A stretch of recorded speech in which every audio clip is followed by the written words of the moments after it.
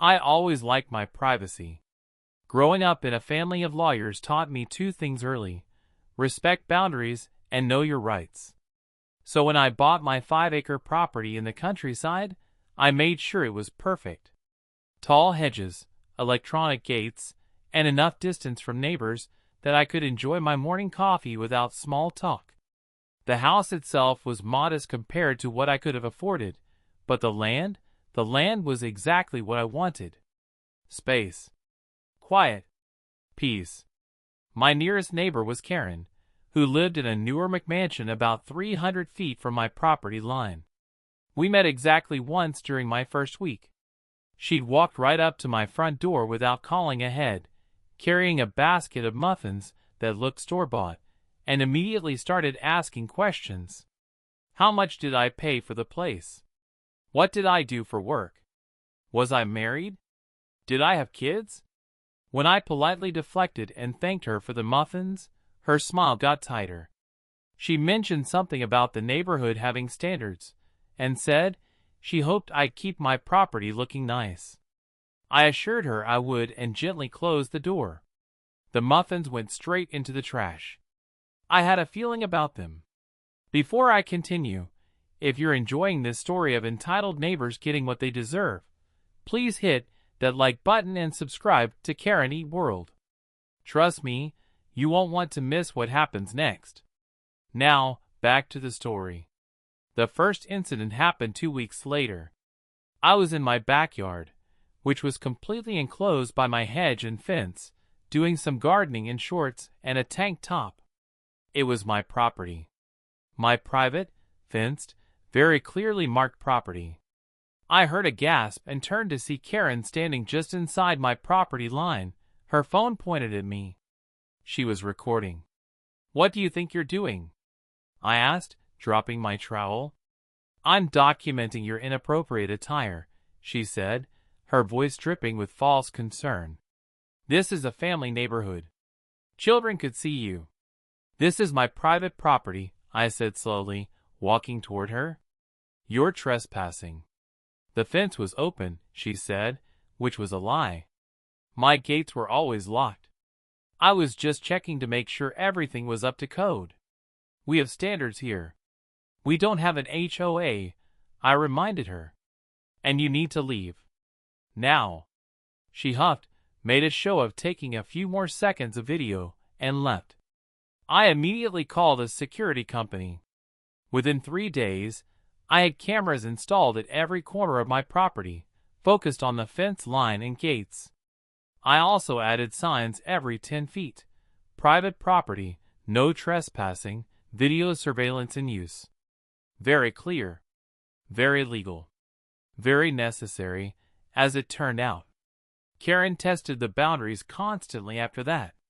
I'd catch her on camera trying my gates, walking along the fence line, even standing on a ladder once to peer over the hedge. Each time, I'd save the footage. I didn't confront her. I just documented. My father always said the best evidence is the kind people don't know you're collecting. The footage piled up. Karen at my gate at 7 in the morning. Karen at my gate at 10 at night. Karen taking photos of my house from the property line. Karen leaving notes on my gate about violations that didn't exist. Then she started calling the county. Code enforcement showed up at my door one Tuesday morning, looking apologetic. A neighbor had filed a complaint about my fence height. The inspector measured, checked the regulations, and confirmed I was well within legal limits. He left, but not before mentioning this was the 4th complaint filed about my property in as many weeks. All by the same person. All unfounded. I made a call to my brother, who practiced property law. How many false complaints can someone file before it becomes harassment? I asked. Legally? As many as they want, as long as each one is investigated. Practically? You're building a case. Keep records of everything. Dates, times, the inspector's findings. If she escalates, you'll have options. She escalated. Oh, she escalated. I came home one afternoon to find Karen in my driveway. Not near my property line. Not at my gate. In my actual driveway, taking photos of my car. When she saw me pull up, she didn't even have the decency to look embarrassed. Your vehicle is leaking oil, she announced. It's probably seeping into the groundwater. I'm reporting this to the Environmental Protection Agency. My car doesn't leak oil, I said, getting out slowly. And you're on my property. Again. I have every right to document environmental hazards, she said. You have no rights on my property. This is your last warning. Leave now, or I'm calling the police. She smirked. Actually smirked. Go ahead. I'm not doing anything wrong. I'm a concerned citizen. I pulled out my phone and dialed 911. Her smirk faltered. Yes, I need to report a trespasser who is refusing to leave my property, I said calmly to the dispatcher, making eye contact with Karen the whole time. That got her moving. She scurried off, muttering about harassment and how I'd regret threatening her. The police came, took my statement, and reviewed my camera footage. The officer recognized Karen. Apparently, she'd called him multiple times about various neighbors over the years. He said unless she actually damaged something or made threats, there wasn't much they could do except document it. Another report for my growing file. I was starting to see the shape of something, though. Karen wasn't just nosy. She was obsessed with control. With being the one who decided what was acceptable. And I was the neighbor who wouldn't play along. If you're wondering how far Karen's obsession went, make sure you're subscribed. Because the next part is where things get truly unbelievable. My security company called me at work one morning. One of my cameras had detected movement in my backyard. Not near the fence. In the actual yard. I pulled up the live feed on my phone and felt my blood pressure spike. Karen was in my backyard, walking around with her phone out, recording everything. She was filming my patio furniture. My garden. My back door. I called 911 immediately and told them I had an active trespasser on my property and that I had video evidence. Then I called my neighbor on the other side, Robert, a retired sheriff's deputy who I'd actually become friendly with. Rob, I need a witness. Karen's in my backyard right now, and the police are on their way. Can you come over? Already walking, he said. I heard his door slam through the phone. I drove home fast but legally, and arrived just as a police cruiser pulled up. Rob was standing at my front gate, arms crossed. The officer was someone new, a young guy who looked fresh out of the academy. I gave him access to my property and showed him the live feed on my phone. Karen was still back there, now examining my windows. We walked around the side of the house, the officer, Rob, and me. Karen was so focused on trying to peek through my kitchen window that she didn't hear us approach. Ma'am, the officer said, his voice sharp. Step away from the house. Karen spun around, and for just a second, I saw panic in her eyes. Then she rearranged her face into indignation. Officer, thank goodness you're here. I've been trying to document the code violations on this property, and the owner has been completely uncooperative. You're trespassing, the officer said flatly. This is private property. I have a right to ensure my neighborhood maintains its standards, Karen said. No, ma'am, you don't. Not on someone else's property. I need to see your ID. That's when Karen made her biggest mistake. She refused. Said she didn't have to show identification because she hadn't done anything wrong. She was just being a good neighbor. The officer's expression hardened. Ma'am, you are currently trespassing on private property. The property owner is present and requesting you leave. You are required to identify yourself. Karen crossed her arms. I'm not showing you anything. This is harassment. I want your badge number. The officer looked at me. Do you want to press charges? I looked at Karen, at her red face and entitled posture, at the way she genuinely believed she'd done nothing wrong, at the camera on my phone still recording her standing in my private backyard. "Yes," I said. "I want to press charges for trespassing." "You can't be serious," Karen sputtered. "I'm trying to help this neighborhood." "Ma'am, turn around and place your hands behind your back." The officer pulled out his handcuffs. Karen's eyes went huge. She actually tried to run. Didn't get more than 3 steps before the officer caught her arm. What followed was a truly spectacular scene of Karen shrieking about her rights, about police brutality, about how she was the victim here, while the officer calmly handcuffed her and read her Miranda rights. Rob, standing next to me, muttered, "About time somebody did something about her." They put Karen in the back of the cruiser, still yelling. The officer took my statement, copied the security footage to his phone, and gave me a case number. He also mentioned that because Karen had refused to identify herself and then attempted to flee, she'd picked up additional charges. As they drove away, I could see Karen's furious face through the window, staring daggers at me. I thought that would be the end of it. I was wrong. Karen made bail within hours, and I knew this because she immediately violated the no-contact order the judge had issued. She left a typed letter in my mailbox about how I'd made a terrible enemy, how she had connections in the county government, and how my life was about to become very difficult. I photographed the letter and forwarded it to the prosecutor. Another charge added to her growing list. The preliminary hearing was set for 3 weeks out. In that time, I did what my family does best: research. I pulled every public record I could find on Karen. Property records, court filings, tax documents, business licenses, everything that was legally available. The picture that emerged was fascinating. Karen had sued 3 former neighbors over property disputes. She'd filed 17 code enforcement complaints in the last 2 years alone, most of them unfounded. She'd been the plaintiff in small claims court 8 times.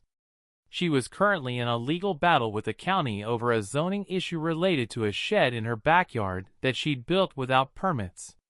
But the most interesting thing I found was this: Karen's property had an easement running along its back edge. A 10-foot strip that technically belonged to the county for utility access. And Karen had built a decorative fence right through it, completely blocking access. The county had sent her multiple notices to remove it. She'd ignored all of them.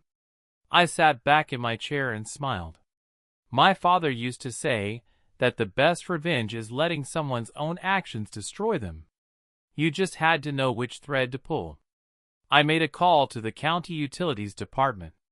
Asked to speak to someone about reporting an easement violation. Was transferred 3 times. Finally got someone who pulled up Karen's address and sighed. "Yeah, we've been trying to deal with that property for months. The owner won't respond to our notices." "What happens if she doesn't comply?" I asked innocently. "Eventually, we'd have to get a court order to remove the obstruction. It's a whole process. Expensive for the county, which is why we've been trying to work with her." "What if the easement was needed for an emergency? Like if utilities needed immediate access?" There was a pause. "Then we'd have to act immediately. We can't have blocked emergency access to infrastructure." "Why do you ask?" "Just curious about how these things work," I said. "I appreciate your time." I hung up and made another call. This one to a friend from law school who now worked in telecommunications. We'd stayed close over the years, and I'd actually helped her study for the bar. After some catching up, I asked her a hypothetical question about cell tower placement and utility easements.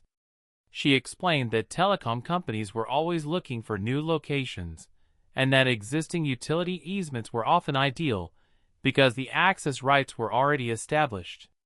"Why?" she asked. "You thinking about leasing your property?" "Something like that," I said. "Would your company be interested in a location with existing easement access that's currently being illegally blocked?" "Send me the details," she said immediately. I did. I sent her everything. The property records, the easement maps, the documentation of Karen's fence blocking county access, and the string of ignored notices. 3 days later, she called me back. This is perfect. We've been looking for a site in that area. If we can get easement access confirmed, we can have equipment installed within a month. The county has been really responsive since we explained it's for emergency communication infrastructure. The current property owner probably won't be happy, I said. The current property owner doesn't have a choice. It's a county easement. We're not even required to notify her beyond the standard legal posting. And since she's been blocking legal access, the county is actually motivated to fast-track this. They're tired of dealing with her. Everything fell into place faster than I'd imagined. My friend's company filed for access permits. The county, thrilled to finally have leverage against Karen, approved them immediately and issued an order for Karen to remove her fence within 72 hours or face daily fines of $500 plus the cost of county removal.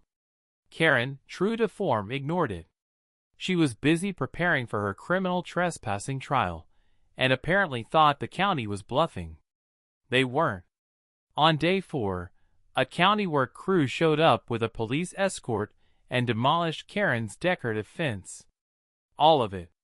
Not just the part blocking the easement, but the entire structure because it had all been built without permits. Karen came running out of her house screaming, and the police very calmly explained that she was welcome to file a complaint, but that if she interfered with the work crew, she'd be arrested for obstruction. The telecommunications company moved in the next week.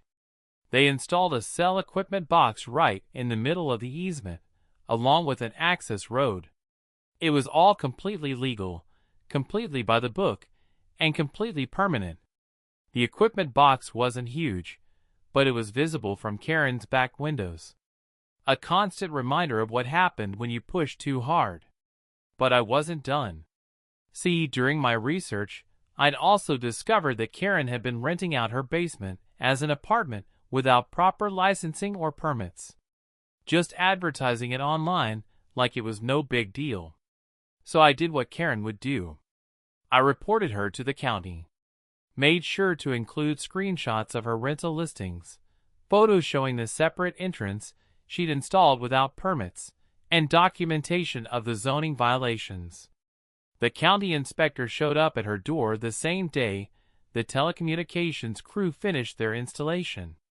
Karen's illegal rental unit was shut down immediately, and she was fined $12,000 for operating without permits, plus additional fines for the unpermitted construction.